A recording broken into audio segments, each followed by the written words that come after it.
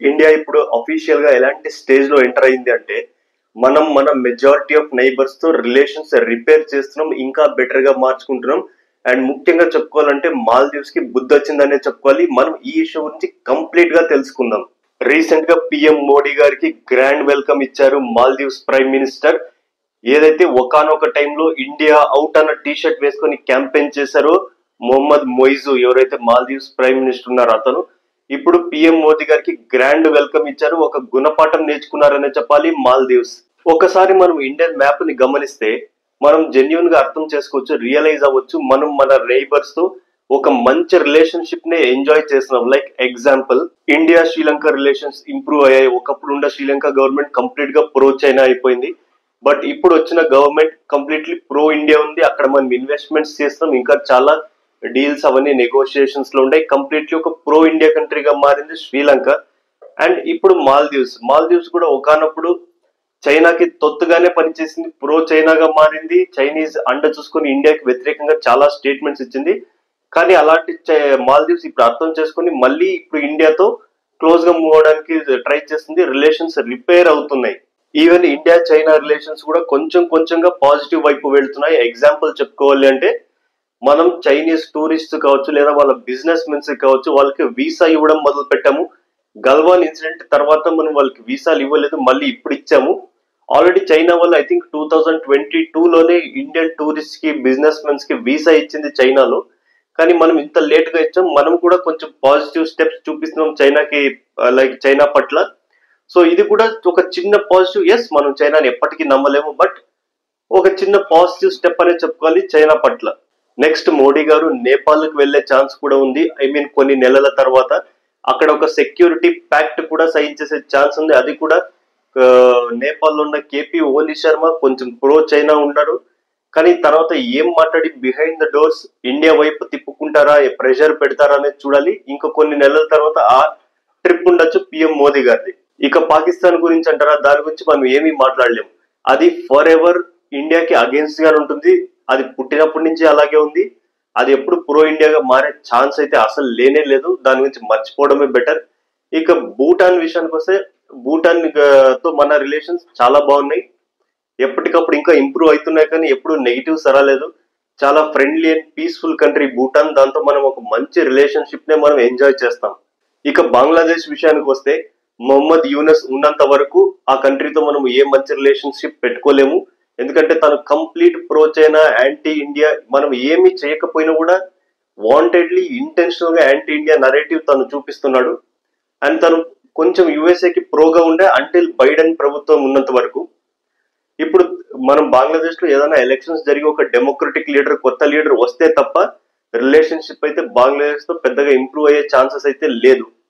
And మనం ఒకవైపు చూసుకుంటే మయన్మార్ లో ఎస్ మిలిటరీ డిక్టేటర్షిప్ ఉన్నా కూడా మనం ఆ కంట్రీతో మంచి రిలేషన్షిప్ ఉన్నాయి. దానికి రీసెంట్ ఎగ్జాంపుల్ ఏమి అంటే యాంటీ ఇండియన్ ఎలిమెంట్స్ ఏవైతే ఉల్ఫా ఐ గ్రూప్ అనేది ఏదైతే ఉందో అది ఇండియాని విడగొట్టాలనే కుట్రతో ఉంటుంది. ఆ గ్రూప్ మయన్మార్ లో అడవుల్లో దాక్కుంది. సడన్ గా కొన్ని డ్రోన్స్ రావడం, వాటి మీద స్ట్రైక్ చేయడం, ఆ ఉల్ఫా ఐ గ్రూప్ వాళ్ళు చాలా లీడర్స్ చనిపోయారు. వాళ్ళు ఏమంటున్నారంటే ఇది ఇండియా చేసింది, డ్రోన్స్ యూజ్ చేసి అంటున్నారు. కానీ ఇండియన్ గవర్నమెంట్ ఏది అఫీషియల్ గా చెప్పలేదు. ఈవెన్ మయన్మార్ గవర్నమెంట్ ఏదైతే మిలిటరీ డిక్టేటర్షిప్ ఉందో వాళ్ళు కూడా ఇది ఇండియా ఇలా సావర్నిటీ బ్రేక్ చేయడం తప్పు అని వాళ్ళు అనేది. మొత్తానికి ఎవరు ఏ కమెంట్ చేయలేదు, కానీ సైలెంట్ గా యాంటీ ఇండియన్ ఎలిమెంట్స్ మాత్రం చనిపోయారు. ఇది ఒక పాజిటివ్ సైన్ అనుకోవచ్చు మయన్మార్ ఇండియా రిలేషన్షిప్ లో. ఓవరాల్ గా చూసుకుంటే ఇండియా ఒక మంచి ఫారిన్ పాలసీని ఎంజాయ్ చేస్తుంది మన నైబర్స్ తో. మాల్దీవ్స్ ఇలా లైన్ లో రావడానికి కారణం not just government, even common public కూడా. ఎవరైతే మ్యాసివ్ స్కేల్లో సొంతంగా బాయ్కాట్ మాల్దీవ్స్ అని క్యాంపెయిన్ చేశారో, చాలా మందికి వాళ్ళు ఆల్రెడీ షెడ్యూల్ చేసుకున్న ట్రిప్ మాల్దీవ్స్ కి క్యాన్సిల్ చేసుకోవడం.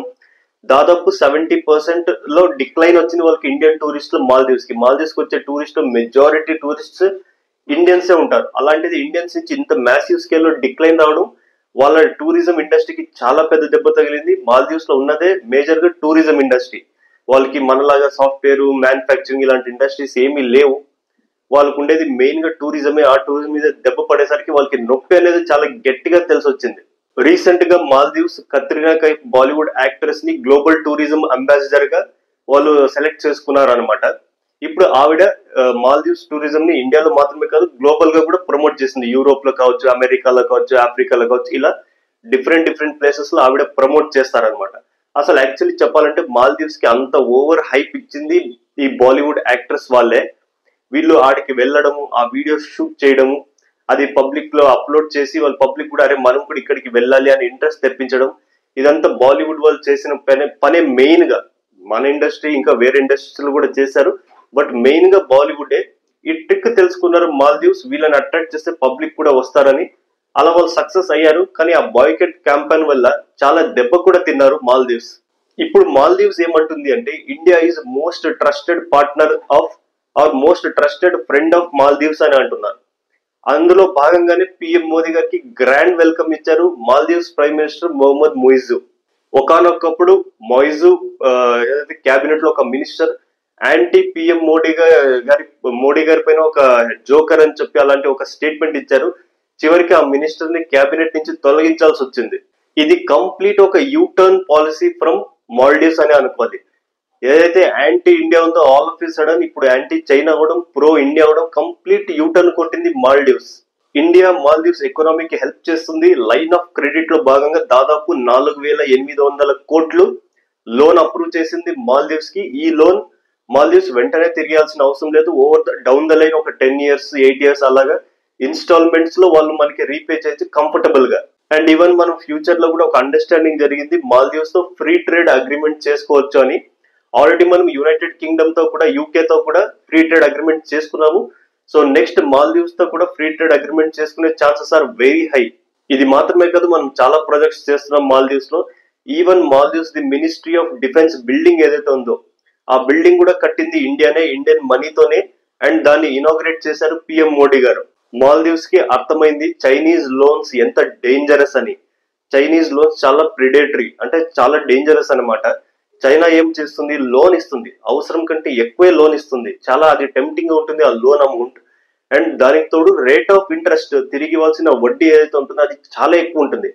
అండ్ వాళ్ళు ప్రాపర్ గా కండిషన్స్ పెడతారు. ఒకవేళ మీరు లోన్ టైంలోకి తిరిగి ఇవ్వకపోతే మీద ఒక పోర్ట్ మాకు ఒక 50 years కి లీజ్ కావాలి, లేదా ఒక ఐలాండ్ మాకు ఇచ్చేయండి ఒక 50 సంవత్సరాలకి అని చెప్పి వాళ్ళు చాలా డామినేటింగ్ గా వాళ్ళ సావరినిటీని, సార్వభౌమాధికారాన్ని వాళ్ళు డ్యామేజ్ చేసే విధంగా క్లాస్ పెడతారు వాళ్ళ అగ్రిమెంట్ లో.